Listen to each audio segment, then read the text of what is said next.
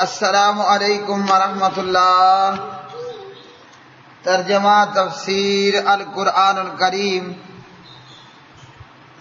سبق نمبر 761، سورۃ الانبیاء، آیت 62 تا 67، پارہ نمبر 17۔ اعوذ باللہ من الشیطان الرجیم۔ قالوا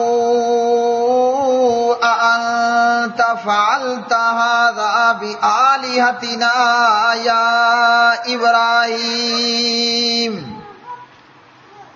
قال بل فعلہ کبیرہم ھذا فاسألوہم ان کانوا ینطقون۔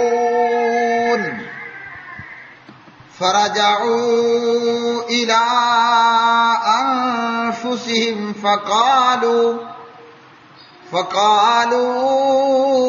انکم انتم الظالمون۔ ثم نكسوا على رؤوسهم لقد علمت ما هؤلاء ينطقون۔ قال أفتعبدون من دون الله ما لا ينفعكم شيئا ولا يضركم؟ اف لکم ولما تعبدون من دون اللہ افلا تعقلون۔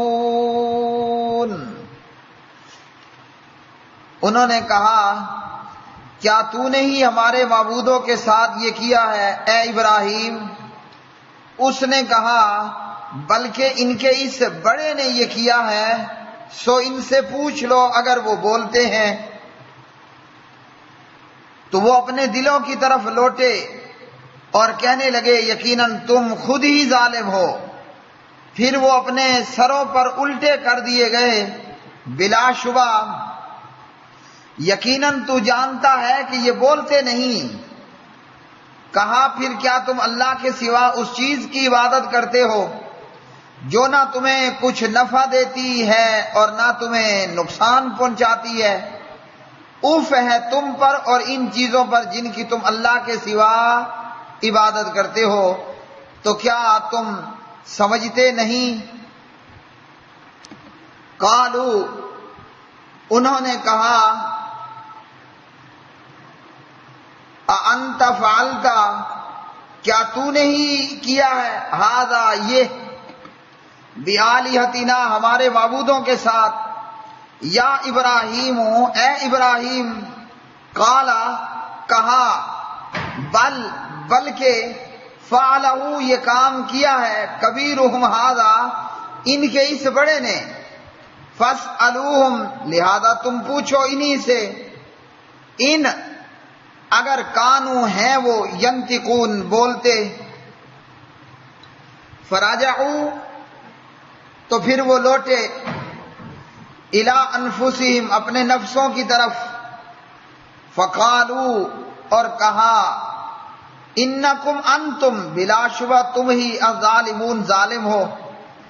ثم پھر نکسو وہ الٹے کر دیے گئے، علی رؤوسہم اپنے سروں کے بل،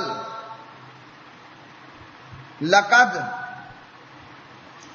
البتہ تحقیق، علمتا تو جانتا ہے، ما نہیں، ہؤلاء یہ، ینطقون بولتے۔ قال کہا، افتعبدون کیا پھر تم عبادت کرتے ہو، من دون اللہ اللہ کے سوا، ما ان کی جو، لا ینفعکم نہ نفع دے سکتے ہیں تمہیں، شیئن کچھ، ولا یضرکم اور نہ نقصان دے سکتے ہیں تمہیں۔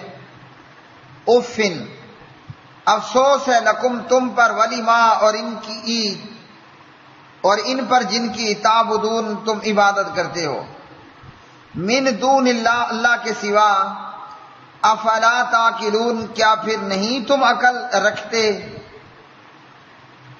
پیارے بھائیوں بہنوں، سورۃ الانبیاء کی یہ آیات بینات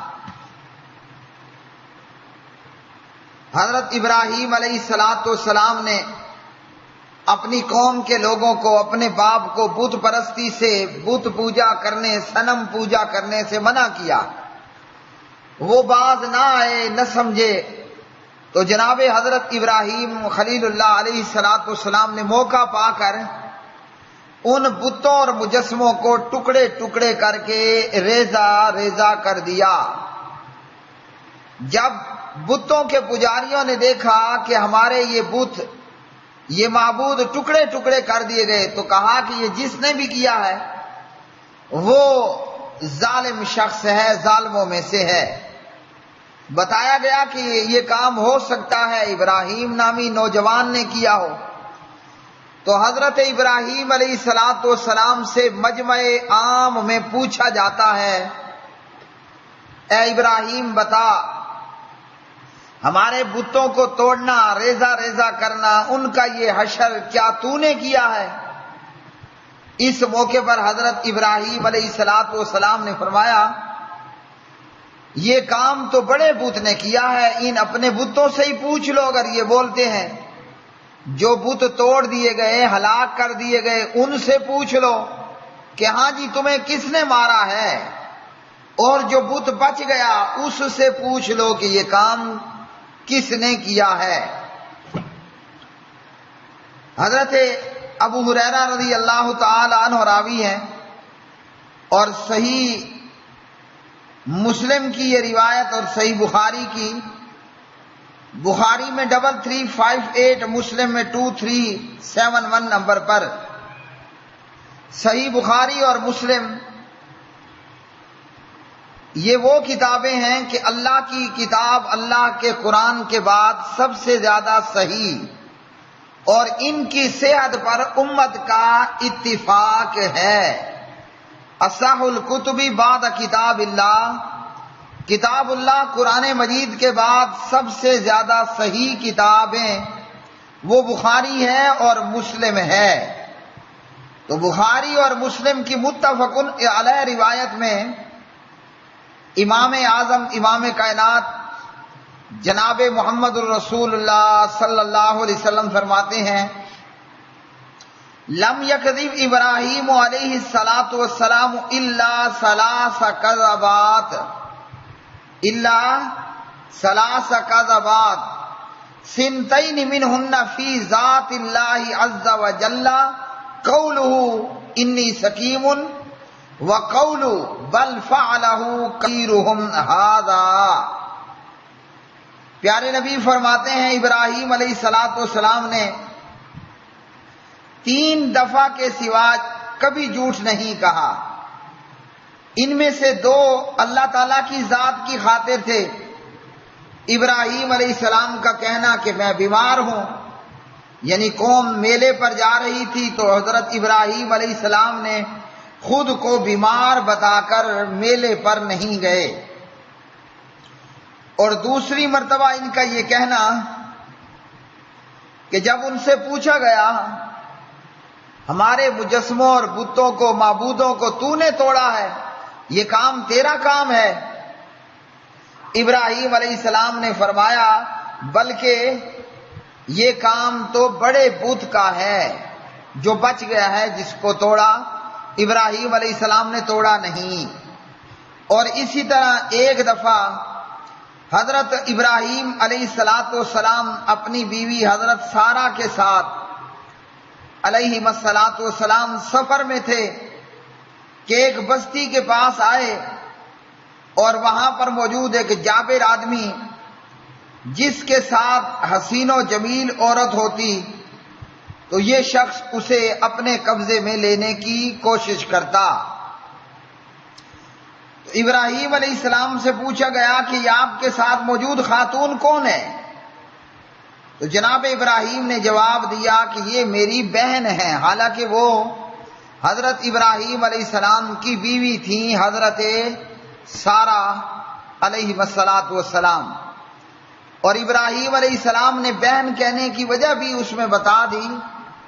کہا کہ بات یہ ہے اے سارا، اب کے وقت میں اس دنیا میں اس سرزمین پر، اس دھرتی، اس سرزمین پر، مطلب جہاں ہم موجود ہیں، میرے اور تمہارے سوا کوئی مومن نہیں ہے، تو میں نے تجھے بہن کہا ہے. اور مومن لوگ آپس میں بھائی ہیں، بھائی بہن ہیں. تو حضرت ابراہیم علیہ السلام نے اس موقع پر، جبکہ بتوں کو حضرت ابراہیم علیہ السلام خود توڑ چکے تھے، جب پوچھا گیا کہ یہ کام آپ کا ہے تو کہا کہ یہ کام تو اس بڑے بت کا ہے، باقی ان بتوں سے خود پوچھ لو، وہ بتا دیں گے بھئی ہمارا قاتل کون ہے.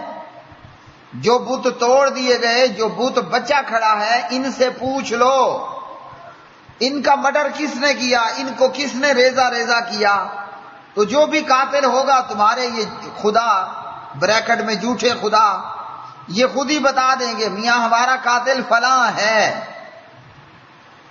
اب جب یہ بات ابراہیم علیہ السلام نے کہی تو ان لوگوں نے اپنے آپ میں یا آپس میں، ہر بندے نے اپنے دل میں یا آپس میں، ان لوگوں نے کہا کہ جی ظالم تو ہم ہیں، بتوں کو توڑنے والا تو ظالم کوئی نہیں ہے. ہاں جی، لیکن ہٹ دھرمی کو اختیار کرتے ہوئے، بجائے اس کے کہ یہ بات جب یہ سمجھ گئے اور سمجھتے تھے کہ ہمارے یہ خدا بولتے بولتے کچھ نہیں ہیں، سنتے بھی کچھ نہیں ہیں، نفع اور نقصان کے مالک بھی نہیں ہیں، تو کہنے لگے کہ تو یہ بات جانتا ہے کہ ہمارے خدا گنگے ہیں، گنگے بلکہ بہرے بھی ہیں. کہنے لگے کہ تو جانتا ہے ہمارے یہ معبود بولتے نہیں ہیں، جو نہ بول سکے تو وہ گنگا ہوتا ہے، جو سن نہ سکے وہ بہرا ہوتا ہے. تو خود ہی اپنے من میں یہ بات ان لوگوں نے جان لی اور تسلیم کر لی کہ ظالم ابراہیم نہیں ہے، ظالم تو ہم ہیں کہ ہم بے جان مورتیوں کو پوجے چلے جا رہے ہیں آباء و اجداد کی تقلید میں. لیکن ڈیٹھ بنتے ہوئے ڈٹھائی سے جواب دیتے ہیں کہ تو جانتا ہے ہمارے یہ معبود بولتے کوئی نہیں، دوسرے لفظوں میں گونگے ہیں. اب چاہیے تو یہ تھا کہ جب یہ بات ان پر واضح ہو گئی کہ یہ نہ اپنے قاتل کا بتا سکتے ہیں، نہ اپنی جان بچا سکتے ہیں، ہماری کیا خاک مدد کریں گے، لیکن حق کو تسلیم کرنے کی بجائے بے شرمی اور ڈٹھائی سے جواب دیتے ہیں کہ ہمارے معبود بولتے کوئی نہیں ہے. جب بولتے ہی نہیں ہے تو خاک جواب دیں گے، بتائیں گے کہ ہمارا قاتل کون ہے. اب یہاں پر ایک منکرین حدیث کی طرف سے ایک شبہ اور اشکال پیدا کیا جاتا ہے کہ قرآن مجید نے تو سورۃ مریم کے اندر ابراہیم علیہ السلام کو صدیق النبیہ کہا ہے، یعنی وہ جس نے کبھی جھوٹ نہ بولا ہو، بالکل سچا ہو. اور بخاری مسلم کی حدیث میں نبی علیہ السلام نے فرمایا کہ حضرت ابراہیم علیہ السلام نے 3 دفعہ جھوٹ کہا، 3 مرتبہ زندگی میں جھوٹ بولا. اب ان منکرین حدیث نے کیا کہا، وہ مماتی منکرین حدیث ہوں یا منکرین حدیث کے دیگر گروہ ہوں، حدیث کا انکار کرنے والوں نے کہا کہ یہ روایت ہی جھوٹی ہے، یہ راوی ہی جھوٹے ہیں. حدیث کا انکار کرنے والوں نے کہا کہ یہ حدیث جھوٹی ہے، یہ راوی بھی جھوٹے ہیں. اور ان جیسے کئی جاہلوں، ظالموں اور بے وقوفوں نے یہ کہا کہ یہ جب حدیث جھوٹی، یہ راوی جھوٹے، تو نعوذ باللہ بخاری بھی جھوٹی ہے، یا وہ روایات جو کتاب اللہ کے خلاف ہوں، وہ احادیث جو صحیح، وہ احادیث جو قرآن مجید کے خلاف ہوں، وہ راوی جھوٹے، وہ روایت جھوٹی. اور اس وجہ سے ظالموں اور بد نصیبوں اور بدبختوں اور اپنی دنیا اور قبر و آخرت کو خراب کرنے والوں نے صحیح بخاری پر بھی حملہ کر دیا اور امام المحدثین امام بخاری محمد بن اسماعیل پر بھی حملہ کر دیا، اور یہ حملہ آور بہت سارے گزرے ہیں۔ ابھی ہمارے قریب میں ماضی قریب کے اندر احمد سعید چتروڑ گڑھی صاحب، اس نے امام بخاری اور صحیح بخاری کے خلاف نعوذ باللہ باقاعدہ طور پر ایک کتاب لکھ ڈالی، یعنی وہ نبی علیہ الصلوۃ والسلام کی احادیث پر حملہ آور ہوا۔ یاد رکھیے، صحیح بخاری پر حملہ ہو یا امام بخاری پر حملہ ہو، دراصل یہ پیارے نبی علیہ السلام پر اٹیک ہے۔ امام بخاری صحیح بخاری میں اپنے آباء و اجداد کے قصے کہانیاں نہیں لائے، جیسے دیگر بہت ساری انڈیا پاکستان میں موجود اردو لٹریچر کے اندر آباء و اجداد کے جھوٹے قصے ہیں، وہ فضائل اعمال ہو، فیضان سنت ہو، ارواح ثلاثہ، حکایات اولیاء ہو، مختلف لوگوں کی سوانح حیات ہو۔ امام بخاری نے صحیح البخاری کے اندر اپنے باپ دادا یا کسی کے آباء و اجداد کے قصے اور کہانیاں نقل نہیں کی ہیں۔ امام بخاری صحیح بخاری میں وحی الہی کو لے کر آئے ہیں۔ پیارے نبی علیہ الصلوۃ والسلام کا قول، پیارے نبی علیہ الصلوۃ والسلام کا فعل، پیارے نبی علیہ الصلوۃ والسلام کے سامنے کیا ہوا عمل، اور آپ نے اس کو برقرار رکھا ہو۔ نبی علیہ الصلوۃ والسلام کا اخلاق، نبی علیہ الصلوۃ والسلام کی نماز، نبی علیہ الصلوۃ والسلام کا روزہ، نبی علیہ الصلوۃ والسلام کی بتائی گئی زکوٰۃ، نبی علیہ الصلوۃ والسلام کے کیے ہوئے غزوات، جہاد فی سبیل اللہ، ہاں جی، اسی طرح زندگی کے مختلف شعبوں سے جو پیارے نبی سے قولن فعلن تقریرن ثابت ہے نا، محدثین اور امام بخاری وہ لے کر آئے ہیں۔ تو محمد بن اسماعیل پر حملہ یا صحیح البخاری پر حملہ، یہ دراصل جناب محمد الرسول اللہ صلی اللہ علیہ وسلم پر اٹیک ہے۔ تو ان لوگوں نے کہا کہ یہ راوی جھوٹے، یہ روایت جھوٹی، یہ نعوذ باللہ کتاب ہی جھوٹی۔ اب بات یہ ہے یہاں سمجھنے کے لیے، ان مقلدوں کو، ان مماتیوں کو، ان بدبخت گمراہوں کو یہ معلوم ہے کہ وَاذْكُرْ فِي الْكِتَابِ إِبْرَاهِيمَ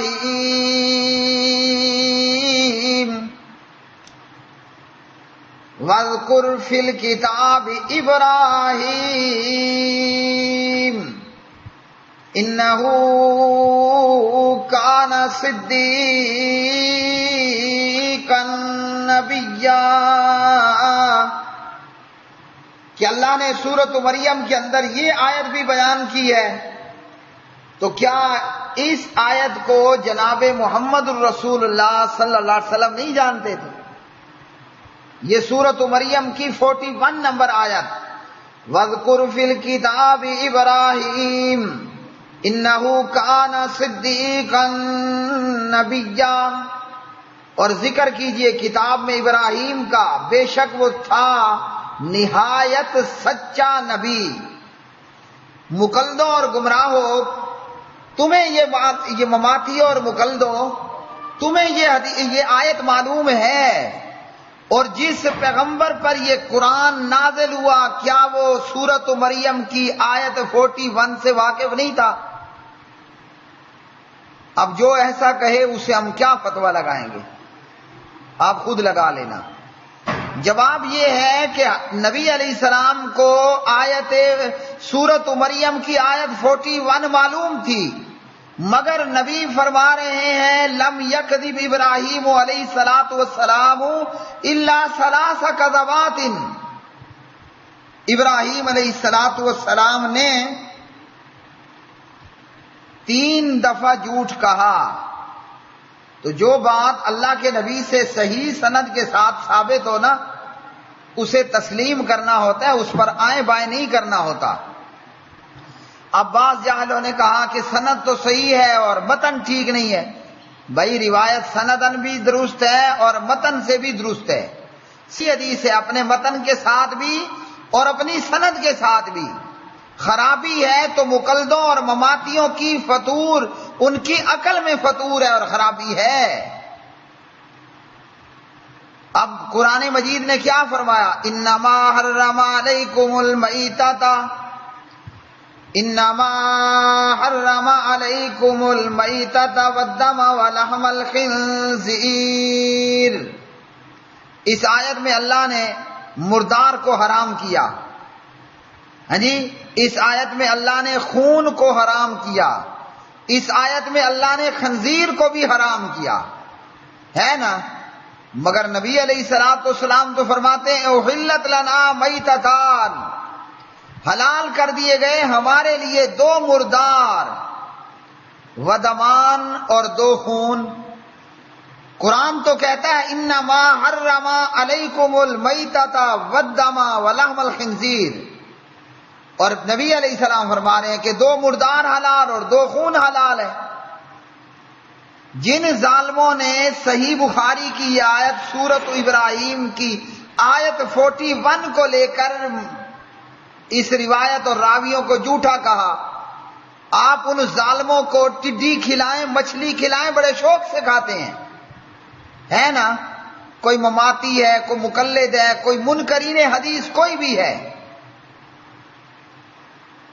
آپ ان کے سامنے مچھلی تیار کر کے رکھیں، ٹڈی تیار کر کے رکھیں، بڑے شوق سے کھا لیتے ہیں۔ بندہ پوچھے قرآن نے تو مردار کو حرام بتایا، جسے آپ بسم اللہ واللہ اکبر کر کے ذبح نہیں کرتے، وہ حرام ہے، تو مچھلی کی کیوں کھائی جا رہی ہے، کیوں کھا رہے ہو؟ وہ جی وہ حدیث میں حلال ہے۔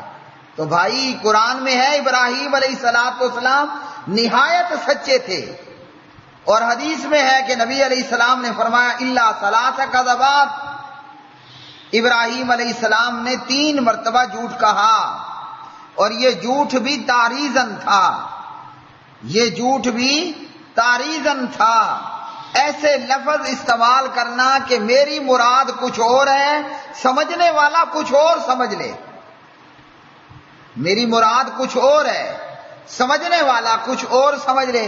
تو یہی کام ابراہیم علیہ السلام نے کیا۔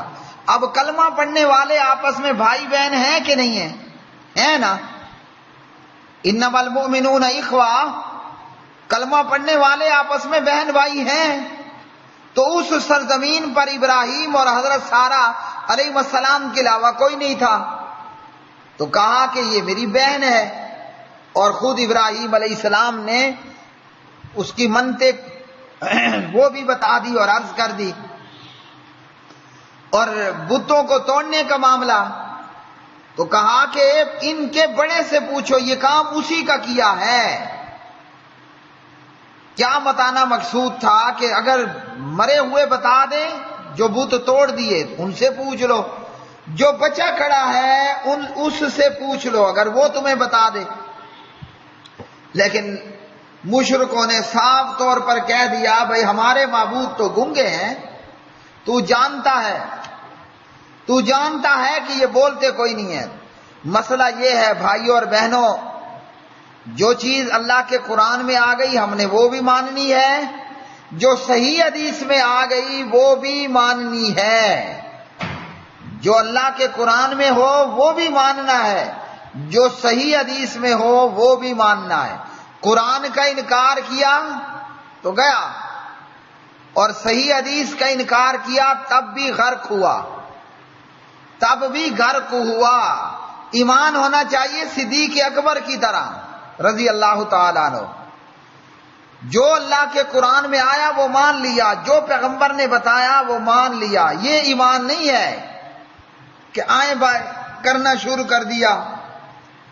تو ایسے لوگ ضال اور مضل ہیں جو صحیح حدیث کا انکار کریں اپنے اٹکل پچوؤں اور اپنی رائے کے زور پر، گمراہ ہیں، اور باقیوں کو بھی وہ لوگ گمراہ کرنے والے ہیں۔ تو قوم کے لوگوں نے اپنے من میں سوچا، آپس میں کہا کہ ظالم تو ہم ہیں، لیکن پھر بے شرمی اور ڈٹھائی سے کہنے لگے تو جانتا ہے کہ ہمارے یہ معبود بولتے کوئی نہیں ہیں یہ گونگے۔ اب ابراہیم علیہ السلام نے جس وجہ سے یہ بات کہی تھی نا کہ بل فعلہ کبیرہم، بلکہ یہ کام تو بڑے بت کا ہے، وہ وجہ معاملہ سامنے آ گیا۔ ابراہیم علیہ السلام ان کے دماغوں میں چوٹ لگانا چاہتے تھے تاکہ یہ سمجھ جائیں کہ ہمارے معبود لاچار مجبور ہیں۔ کہا کہ تم ان کی عبادت کرتے ہو جو نہ تمہیں نفع دیں اور نہ تمہیں نقصان پہنچائیں۔ جب یہ بولتے نہیں ہیں، گنگے ہیں، بہرے ہیں، چل پھر نہیں سکتے، نفع نقصان کے مالک نہیں ہیں، تو بے وقوف ہو، کم عقل ہو، ان کی پوجا کس لیے؟ اب جو حقیقی رب ہے، جو معبود برحق ہے، جو وحدہ لا شریک ہے، پتہ ہے وہ کون ہے؟ ہمارا پروردگار بولتا ہے، کلام کرتا ہے، گفتگو کرتا ہے۔ یہ قرآن مجید جو ہم پڑھتے ہیں یہ اللہ کا کلام ہے، اللہ کی گفتگو ہے۔ یہ قرآن اللہ کی بات ہے، بات۔ اور سبحان اللہ، پیارے نبی علیہ السلام نے فرمایا رات کے آخری پہر اللہ تعالیٰ آسمان دنیا پر تشریف لاتے ہیں، جیسے اس کی شان کے لائق ہے۔ اور ہمارا رب سنتا بھی ہے، بولتا بھی ہے، سنتا بھی ہے اور مدد بھی کرتا ہے۔ امن یجیب المضطر اذا دعاہ، ہمارا رب مصیبتیں بھی دور کرتا ہے۔ ویکشف السوء، اللہ اکبر۔ اور ان کے یہ جھوٹے معبود نہ یہ بولتے ہیں مطلب گنگے ہیں، نہ یہ سنتے ہیں مطلب لورے بہرے ہیں، نہ یہ مشکل کشا ہے، مصیبت دور کر سکتے ہیں، نہ نفع کے مالک ہیں۔ تو ابراہیم علیہ السلام نے کہا اف ہے، افسوس ہے تمہارے اوپر، ہیں جی، اتنا جاننے سمجھنے ماننے کے باوجود کہ یہ گنگے بہرے ہیں، نہ چلتے ہیں نہ پھرتے ہیں، نہ نفع کا مالک نہ نقصان کے مالک، تم پھر بھی ان کو پوج رہے ہو۔ ہیں جی، فرمایا اف ہے تمہارے اوپر، تمہارے اوپر اف ہے۔ یہ اف اس سے شدید نفرت کا اظہار ہوتا ہے کہ انتہائی قابل نفرت اور انتہا درجے کے گھٹیے اور ذلیل ہو کہ گنگوں بہروں لولے لنگڑوں کی پوجا کر رہے ہو۔ گنگے بہرے لولے لنگڑے ان کی پوجا کر رہے ہو جو تمہارے نفع اور نقصان کے مالک بھی نہیں۔ اچھا، ایک بندہ وہ ہے نا جو سمجھتا نہ ہو، یہ تو سمجھ بھی رہے ہیں، اپنے منہ سے مان رہے ہیں کہ ہمارے معبود ہیں گنگے۔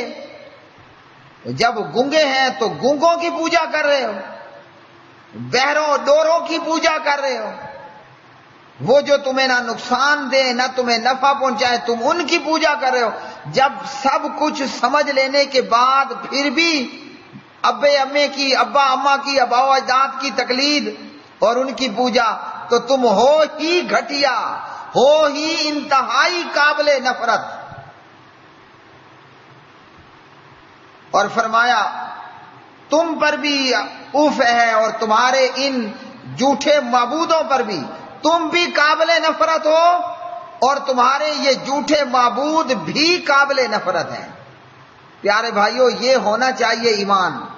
صنم کدا ہے جہاں لا الہ الا اللہ، ہیں جی، بندہ خود بھی توحید پر ہو اور جان مال دولت دنیا کی پرواہ کیے بغیر لا الہ الا اللہ کا ڈنکا بجائے۔